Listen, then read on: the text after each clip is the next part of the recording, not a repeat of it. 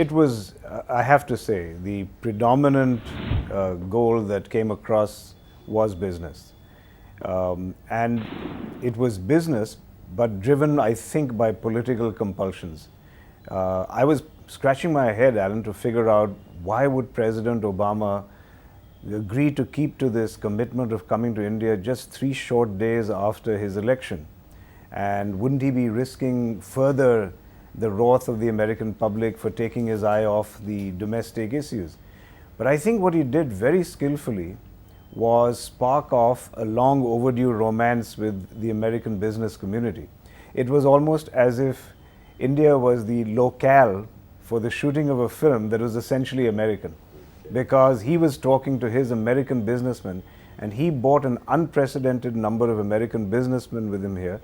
Jeff Immelt, people like that were saying, you know, even though the previous regime was business friendly, we were never asked in such numbers to come. So I think in a sense he romanced the business community of America in India.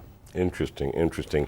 And you were talking to the president about some of your ventures, including electric cars. Tell me well, about specifically about electric cars, because the roundtable that I participated in, it was a small roundtable just before he went on to the US IBC large conference.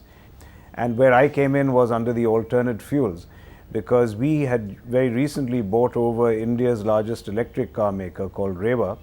And I think he was very interested in seeing how American technology had played a role in our success. So that's what I was explaining to him. And moving on to the Indian economy itself, economists warn that growth in China and in India from these high levels is going to slow over the next year or two. Does that trouble you? Is that true? How do you feel about prospects for the Indian economy? Let's be very honest. We are virtually one generation behind China in terms of our growth trajectory. China started liberalizing in 1985. Our liberalization started much after that. India is just beginning this upward climb. So I don't see growth, in fact, slowing in India the next year. I see it accelerating. Now, you are a Harvard Business School graduate and you know America quite well. What would you do, seen from Asia, seen from India, what would you do if you were running the American economy to try to help the Americans to pull out of this quagmire? Well, I'm not sure I would chase after that job opportunity right now, Alan, but it's not exactly the most desirable job in the world. But let me contradict myself. If I was offered the job today, I think I'd take it, because I think the hard yards are done. Whoever had to pay for the recession and the meltdown has paid. President Obama has already paid for what is perceived as 2 lackluster years in office. But if you look at the data right now, I believe the American economy was already turning. It's just hasn't been perceived as yet. I've always been bullish. I always said that the American economy will probably recover faster than most of Europe. So far, I looked like I was making the wrong bet. But if you look at the results, General Motors announced a record profit, quarterly profit yesterday. If you look at the employment figures, they're finally beginning to turn. So I actually believe a great time to take office. Wouldn't have to do too much. Just let the quantitative easing continue. Let the natural American propensity to spend continue. And I think you're on the verge of a mild turnaround in the US. Well, let's hope you're right.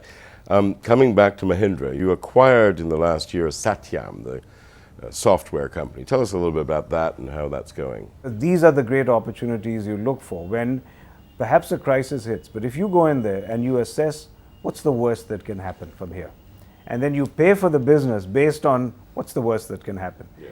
And if the business has a fundamental premise or value proposition, and then you just clean out whatever caused the problem previously. And frankly, when you have a scam or something to do with poor governance, that's the easiest to clear up. For us, it was a very clear risk analysis, and I think we are profiting now from the business getting back on track.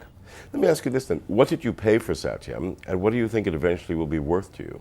Well, we paid well below $1 billion for a company that we knew would have a minimum of $1 billion revenue, and that's a fairly good price to pay for a business that was global and that had very high quality services. What's the fastest growing part of the Mahindra Group? Is it tractors? Is it software? Is it vehicles? What is it? I'm delighted you asked me, because I can always give a question that will sound counterintuitive, but it's Mahindra Finance. Our finance company which is frankly, arguably, the largest rural non-banking finance company in the private sector in India today, is growing at, I think its top line grew about 80%, its bottom line in the recently declared quarter grew around 50%. We are today the second largest financier of Suzuki vehicles, the market leader in India. And we built a fat pipe to the rural areas, which is the future market of India. And we are providing low-cost home loans, we are providing mutual funds, we are providing bespoke insurance to the growing rural market. And the market cap is getting close to $2 billion of this company.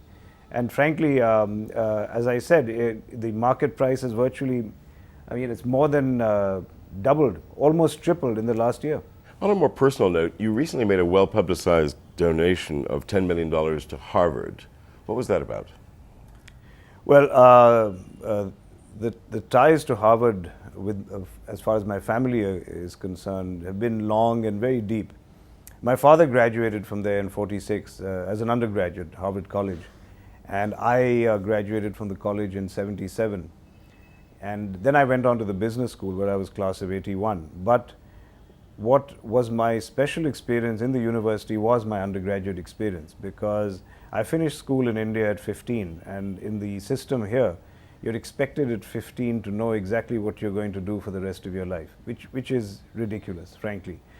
And the only system in the world which understands what people at that age need to do is the American liberal arts system, which allows young people the time to explore the wonders of education across a wide variety of fields.